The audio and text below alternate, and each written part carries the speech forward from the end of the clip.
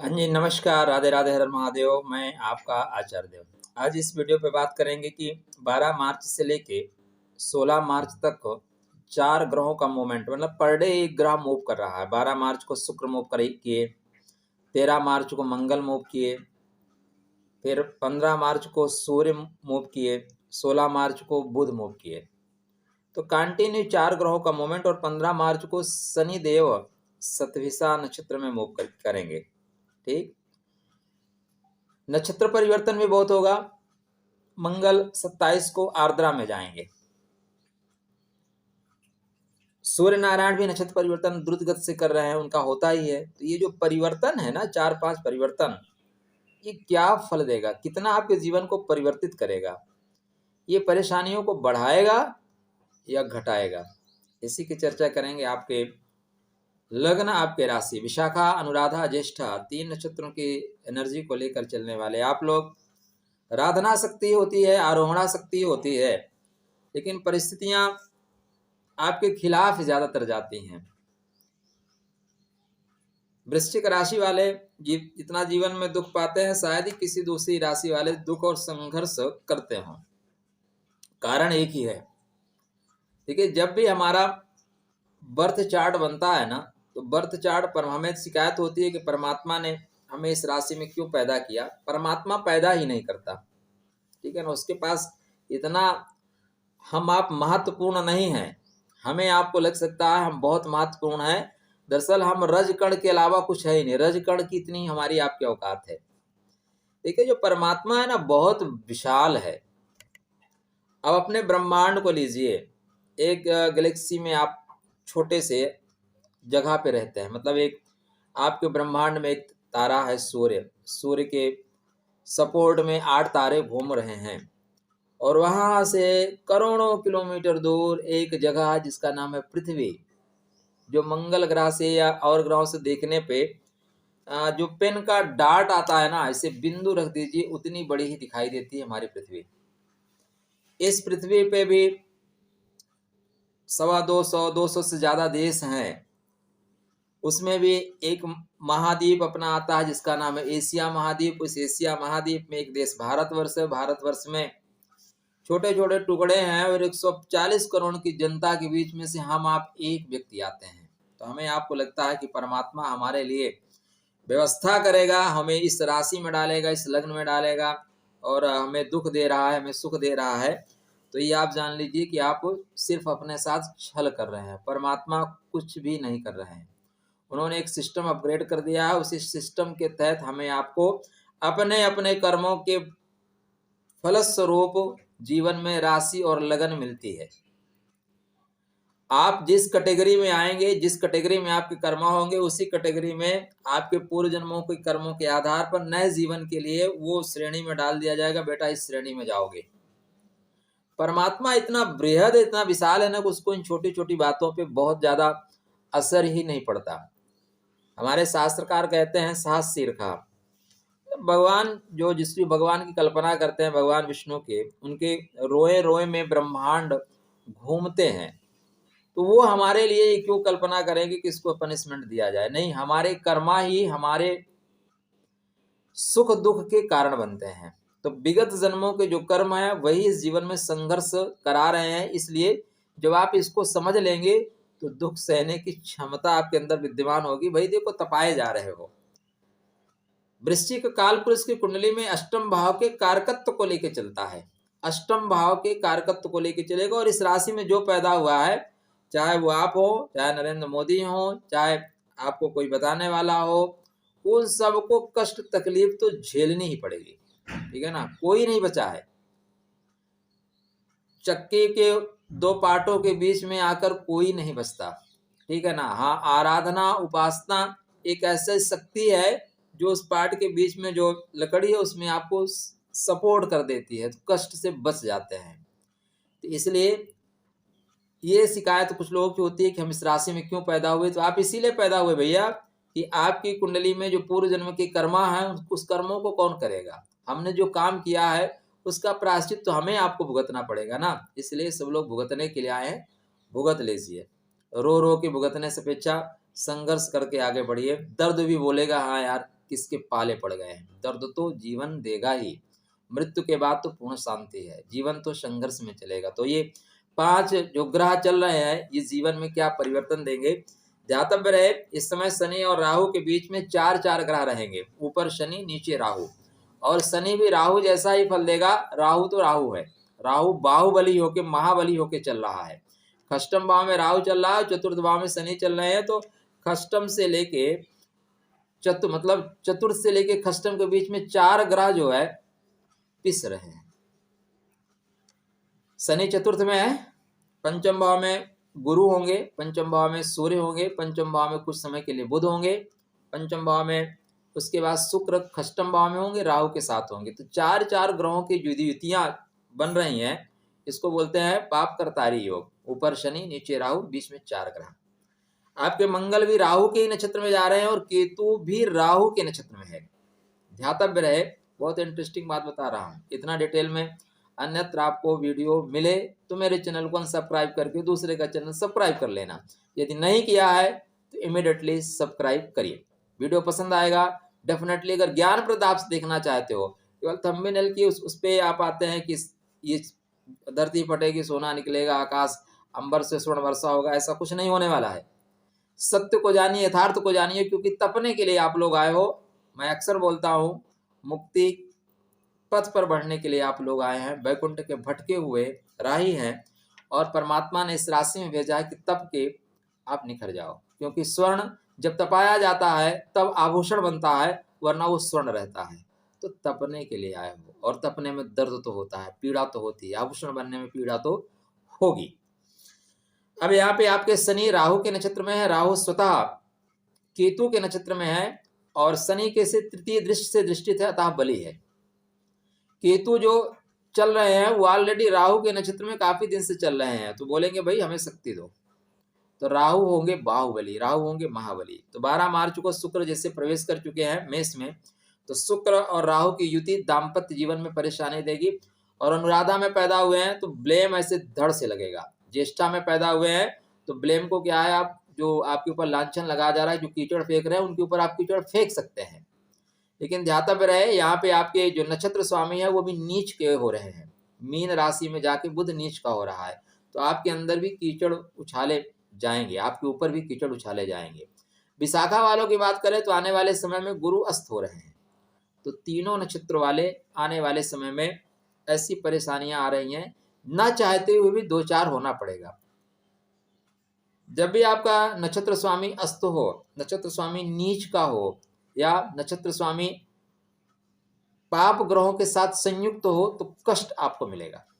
ठीक, विशाखा सूर्य के साथ संयुक्त हैं और सूर्य के साथ अस्त होंगे, मतलब नक्षत्र स्वामी। अनुराधा राहु के नक्षत्र में चल रहा है, और ज्येष्ठा बुध नीच के होंगे, फिर राहु के साथ होंगे, तो तकलीफें आना लाजमी है। 13 मार्च को मंगल महाराज मिथुन में जाएंगे, और ये 27 को आर्द्रा में जाएंगे। तो 27 तारीख से लेकर 21 तारीख तक की जो स्थितियां हैं, यहाँ पे आपको पहले से चैतन्य रहना होगा संघर्ष करने के लिए। पहले से तैयारी करके रखिए ना भैया, बारिश आने वाली है, तैयारी करके रखिए। बारिश तो होगी, बारिश रोकना आपके बस की बात नहीं है, लेकिन बारिश की तकलीफों से आप थोड़ा बच जाएंगे। सर्दी आ रही है ना, अलाव की व्यवस्था कर लीजिए, कपड़े उपड़े इकट्ठा कर लीजिए। सर्दी को ख़त्म करना आपके बस की बात नहीं है, लेकिन व्यवस्था कर लेंगे तो उसमें सफ़र करना आपके लिए आसान होता है। धुंध होता है ना, कोहरा, कोहरे में एक बड़ी अजीब सी बात, बड़ी अच्छी सी बात, अजीब नहीं अच्छी बात होती है। कोहरा में बहुत दूर तक दिखाई नहीं देता। आप देखना चाहो, जैसे नॉर्मल इस समय आप देखना चाहो तो आपको 3 से 4 किलोमीटर 10 किलोमीटर दिखाई दे सकता है। कोहरे में 100 मीटर दिखाई देता है, 50 मीटर दिखाई देता है। लेकिन जैसे 50 मीटर आप आगे बढ़िए ना, फिर आगे 50 मीटर या 100 मीटर दिखाई देने लगता है। तो ये समय धीरे धीरे आगे बढ़ने का है। तो शुक्र राहु की युति दाम्पत्य जीवन में प्रॉब्लम क्रिएट कर रही है। थर्ड पार्टी जबरदस्ती इंटर मारेगी, लोग बैठ के उंगली करेंगे, लोग आपकी बातें इधर की उधर करेंगे, उधर की इधर करें। तो बचने का उपाय, डायरेक्ट बात करिए। मैंने सुना कि आपने फला से ऐसे कहा, नहीं, हमने सुना फला ने कहा, हम फला को बुलाते हैं कि आपने ऐसा कहा। अगर आपने ऐसा कहा तो क्यों कहा, डायरेक्ट पता चल जाएगा कि हमने कहा ही नहीं। जो सेकंड पार्टी है, थर्ड पार्टी है, वो जो है बीच में गेम खेल रही है। इस तरह की स्थितियां होती हैं। विभजा जो है यहाँ पे लोग इंटरव्यू करते हैं, ठीक है ना। शुक्र राहु की युति एक आकर्षण देती है, एक छलावा है, एक छल, जैसे रेत में जल होता नहीं, जल दिखता है। रेत में कभी जल नहीं होता लेकिन जल दिखता है। तो उसी तरह मृग मारीचिका जैसा यहाँ शुक्र जो है आपको सुख दिखाएगा, सुख होगा नहीं, तो मत भागिएगा। यह आकर्षण धोखा देने वाला है। आप हीरे के आकर्षण में भागेंगे और हीरा शुद्ध रूप से कांच निकलेगा, और कांच जब टूटता है ना तो पूरे हाथ को लहूलुहान कर देता है। तो बच के रहिएगा, नहीं आर्द्रा रुलाने के लिए तैयार है। 15 मार्च को सूर्यदेव मीन में जा रहे हैं। सूर्यदेव का मीन में जाना कोई दिक्कत नहीं है, हर वर्ष जाते हैं, इस वर्ष भी जाएंगे। तो ऐसा इस वर्ष क्यों आपको सचेत किया जा रहा है? जो और 3 ग्रहों की युतियां है ना, उनकी वजह से सचेत किया जा रहा है। अब देखिए, सूर्य नारायण पूर्व भाद्रपद में है, कोई दिक्कत नहीं है। गुरु के नक्षत्र में कोई दिक्कत नहीं है। लेकिन उत्तर भाद्रपद में जाएंगे, रेवती में जाएंगे, तो बुध इस समय पीड़ित रहेगा। बुध इस समय पीड़ित रहेगा, अस्त रहेगा, और फिर वो राहु के साथ जड़त्व दोष का शिकार हो जाएगा। क्या होगा? राहु के साथ जड़त्व दोष का शिकार हो जाएगा। तो इसको बोलते हैं हैंग हो जाना। मोबाइल कभी कभी आपका हैंग हो जाता है ना, उसी तरह यहाँ पे आपके निर्णय लेने की क्षमता कम हो जाएगी, विस्मृत हो जाना। चीजें आती हैं लेकिन जो प्रेजेंटेशन आपको देना है तो मिस हो जाती हैं, इस तरह की स्थितियां बनेगी। तो अब जो बुध के नक्षत्र, बुध दबेगा तो आरोहणा शक्ति आपके अंदर से थोड़ी सी गायब होना शुरू हो जाएगी। जो दूसरों को समझा लेने की क्षमता है वो थोड़ा दबाव में आएगी। कामनाओं की पूर्ति का स्वामी है, कामनाएं प्रतिबंधित हो जाएंगी, कामनाएं दब जाएंगी। सूर्यदेव जैसे उत्तर भाद्रपद में जाएंगे तो शनि के नक्षत्र में जाएंगे और अपने से अष्टम जाएंगे। अपने से अष्टम जाने से आपके कार्यस्थल पे आपको गुप्त तरीके से नुकसान पहुंचाने की साजिश की जाएगी। तो इस समय भाई आप अपने, खासकर जो लोग विदेश में रहते हैं, जो दूर रहते हैं और वो ट्रेवल करने के लिए सोच रहे हैं कि इंडिया आए, इंडिया आ जाओ, कोई दिक्कत नहीं। इंडिया से जाते ही नौकरी पे तलवार लटकी मिलेगी, नौकरी जा सकती है। किसी कंपनी में यदि आप सरकारी नौकरी करते हैं तो ज़्यादा से ज़्यादा क्या होगा, आपके ऊपर इंक्वायरी बैठेगी।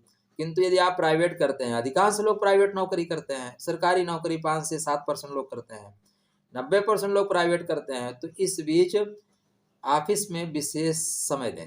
हो सकता है आपकी आवश्यकताएं हैं, उन आवश्यकताओं को आप पेंडिंग में डाल के मई में पूरा करिए। अभी का समय, यदि आप ऑफिस से छुट्टी लेते हैं, ऑफिस से बाहर जाते हैं, आपके खिलाफ षड्यंत्र किया जाएगा।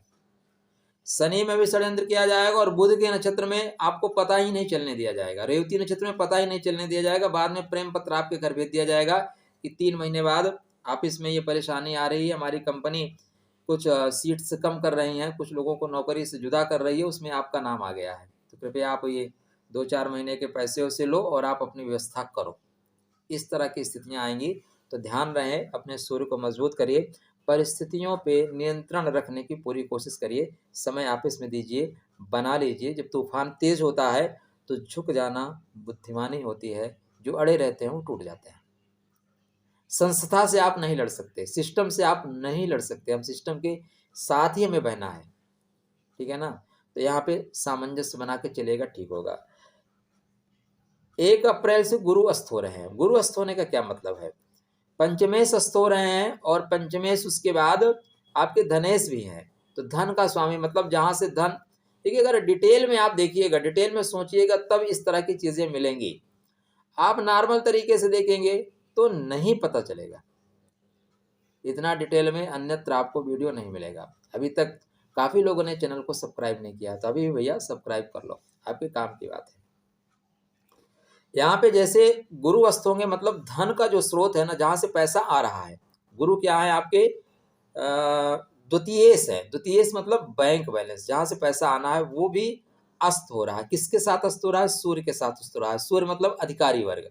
तो अधिकारी वर्ग जब बैंक में पैसे जा रहे हैं उस पर स्टाफ लगा देंगे, भाई इसको चेक, नया चेक मत दो, पैसे इनके रोक दो। इस तरह की स्थितियां आ रही हैं। इसके बाद देखिए यूट्यूब पे ना 20 से 25% सत्य बोला जाता है, 75% केवल बातें बढ़ा चढ़ा के की जाती हैं। अस्वस्थामा मरो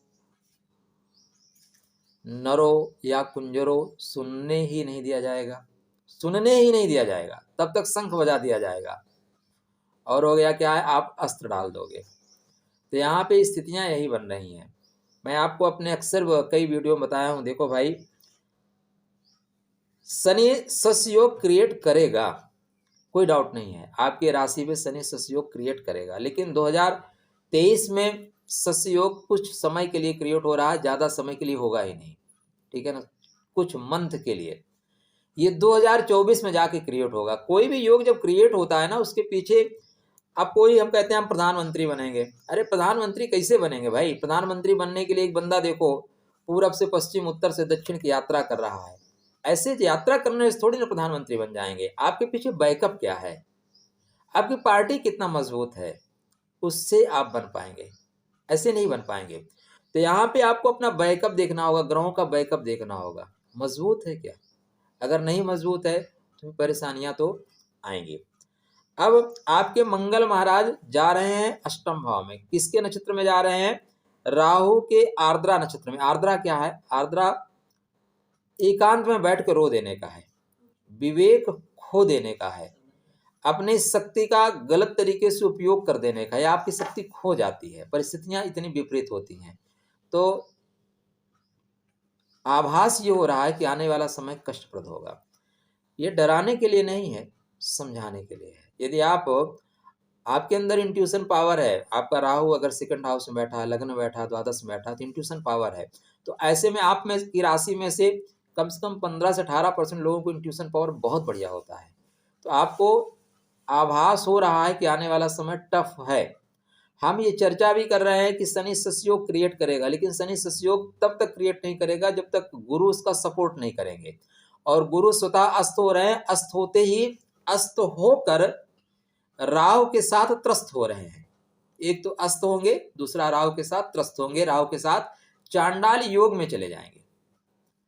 तो एक आदमी जो पराजित है उस पर दूसरा व्यक्ति तुरंत आक्रमण कर दे तो ज्यादा देर तक लड़ नहीं पाता, समर्पण कर देता है, ठीक है यार कितना लड़े। तो यहाँ पे अपने गुरु को मजबूत करिए, गुरु के मंत्रों का जाप करिए, क्योंकि गुरु ने हार मान ली तो आपके और ग्रह सब हार मान लेंगे। आपके कुंडली में चंद्रमा ऑलरेडी परेशानी में है, और चंद्रमा को बल कौन देता है? गुरु बल देता है। चंद्रमा को गुरु ज्ञान के माध्यम से बल देते हैं। तो अगर गुरु पराजित हो गए, गुरु दब गए, तो फिर स्थितियां ज्यादा दब जाएंगी। तो शस्य योग क्रिएट होगा, लेकिन 2024 में जब गुरु आपके सप्तम भाव में प्रवेश करेंगे। यहाँ पे बुध महाराज जो आपके कामनाओं की पूर्ति के स्वामी हैं, वो नीच की हो रहे हैं। कब नीच के हो रहे हैं? 16 मार्च से लेकर 31 मार्च तक नीच के हो रहे हैं। हालांकि ये लास्ट में जो अपने राशि में चलेंगे तो नीच के नहीं होंगे। एक और चीज बनता है यहाँ पे, नीच भंगराज योग। तो नीच भंगराज योग पूर्व भाद्रपद नक्षत्र में नहीं बनेगा, उत्तर भाद्रपद नक्षत्र में भी नहीं बनेगा, रेवती नक्षत्र में बनेगा, क्योंकि गुरु रेवती में चल रहे हैं। अब जहां हम बैठे हैं वहां पे आप आओ, तब मैं आपकी हेल्प करूँ ना। आप अमेरिका में हैं, आप युगांडा में हैं, आप ऑस्ट्रेलिया में हैं, मैं इंडिया में बैठा हूँ।